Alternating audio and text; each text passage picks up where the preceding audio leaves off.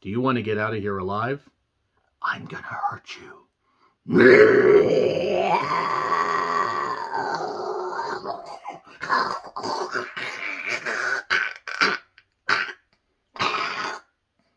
Last Shift was written and directed by Anthony DiBlasi, which sounds like some form of cappuccino or biscotti over in Italy.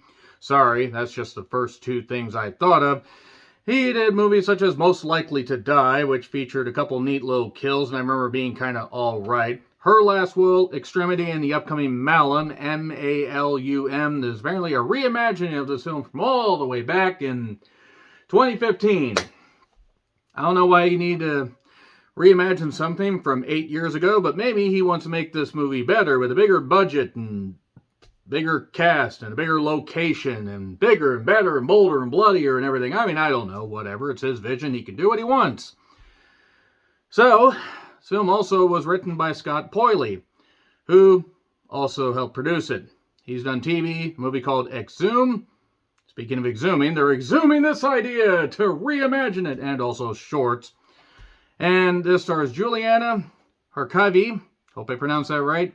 She is beautiful. Good grief, she's beautiful. She plays Jessica. Jessica. Jessica. If you get that, I love you guys.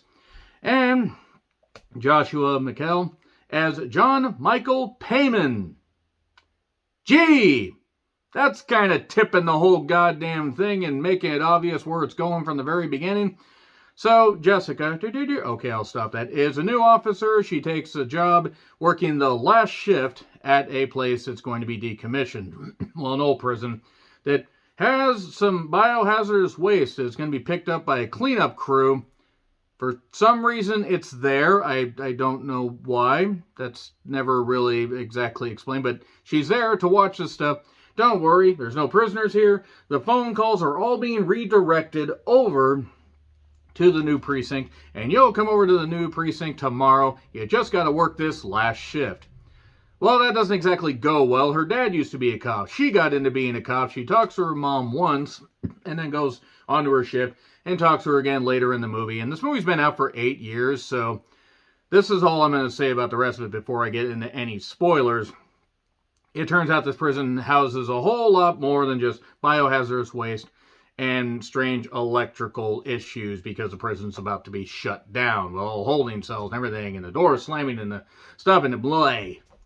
So, yeah, it's pretty obvious where this movie's going, especially with a villain named John Michael Payman. Hail Payman! Hail Payman! Hail Payman! Again, Hail Payman! I mean, if you've seen Hereditary, you totally know where this is going. If you had seen this movie, and then seen Hereditary, actually probably wouldn't have known that it was going with Payman, because they suddenly just threw that out there at the end of it. Sorry, Hereditary has been out for a number of years. Sorry. So, yeah, Jessica gets a call from a weird girl named Monica. No, Hulk. Monica. No, god damn it, Hulk. If you're a non-wrestling fan, you have no idea what I'm talking about. And she keeps getting phone calls from this particular person. And then there's Hank Stone, who plays the officer Grip Cohen. You, Grip Cohen, I'm bitter. And he tells her all about this stuff. And don't worry, I will be there to support you, and my turkey neck will be there to support you. Seriously, god damn it. The guy's head was being extended like a goddamn giraffe's neck. It was frightening. And he tells her, don't worry, you'll come to the precinct tomorrow, the new precinct. And it is John Carpenter inspired, like Assault on Precinct 13. Not quite like Ghosts of Mars, I guess. And like the weird John Carpenter stuff, where it's pretty obvious where this film's going. There's strange bumps in the night and all kinds of craziness. And yes, there are ghosts. There are quite a few ghosts. Or maybe they're legit. It's really hard to goddamn tell until the obvious ending comes up where you're like, wow, I saw that coming from a mile away. Not that predictability is the worst thing in the world, because there are a few neat little shots and a couple inventive moments in the movie, but it is pretty much by the numbers. It makes the most of its, I don't want to say meager budget, but independent film size budget, and has enough ingenuity and a few cool camera tricks, but it is also very by the numbers, as I said. One shout I do want to give is to Natalie Victoria, who plays a woman named Marigold that provides a ton of exposition. My God, she just dumps exposition right out there in our laps like goddamn goulash. I'm talking about the character, not the woman, but my God, she is beautiful. More of her in movies, please. There we go. And from there, we have a horror movie that's pretty obvious. Wait, too many pronouns, pal. Jessica sees strange things going on, tries to figure out what exactly is happening with this place and what happened with her dad and all that. If you can't figure out this movie from pretty much my description, or figure it out from the description just on Tubi, or not Tubi, it is on Tubi currently, put up with ads and you'll deal with it and it'll be just fine. Tubi is a free service. That being said, the movie's fine, I guess, even though it has a very obvious ending and it really doesn't accomplish much of anything. But again, hail Payman, hail Payman, hail Payman, because they're cultists and all that. I mean, I guess I'll just put a spoiler section warning here, even though the movie's 8 years old and very obvious where it's going. So 3, 2, 1, spoilers. Okay. Her dad died trying to take down this Payman family that's kind of like the Manson family.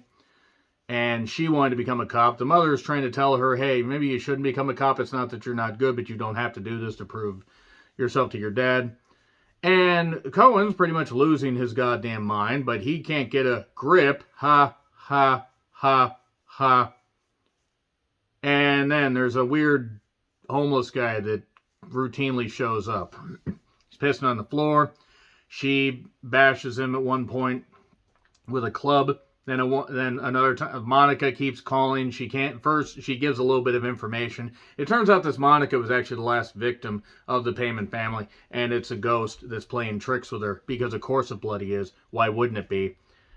And then what ends up happening is Jessica finds the weird homeless guy dancing around and, up on some evidence, or up on, the shelves, going through the evidence, throwing it around and everything, and then she cuffs him. Can she cuff me next? I don't have issues. You have issues. And then tases him. Yes, please. I don't have issues. Shut up. You have issues. And then she's trapped by cultists. And then the voice says, let me out of here. Do you want to get out of here alive? I'm going to hurt you.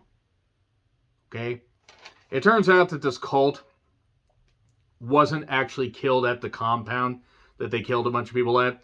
They were taken in, and then they hung themselves in their cell. The cell that she happens to be standing in. Convenient. And she keeps getting more phone calls, more stuff like that. And yeah, Natalie Victoria shows up for all of one scene, but God, she makes the most of it. She looks great. Seriously, look at some of her still shots on IMDb. She looks great. She's got a perfect look for horror. Old school horror, current horror. Boy, I really should have emphasized that right there, but she looks great.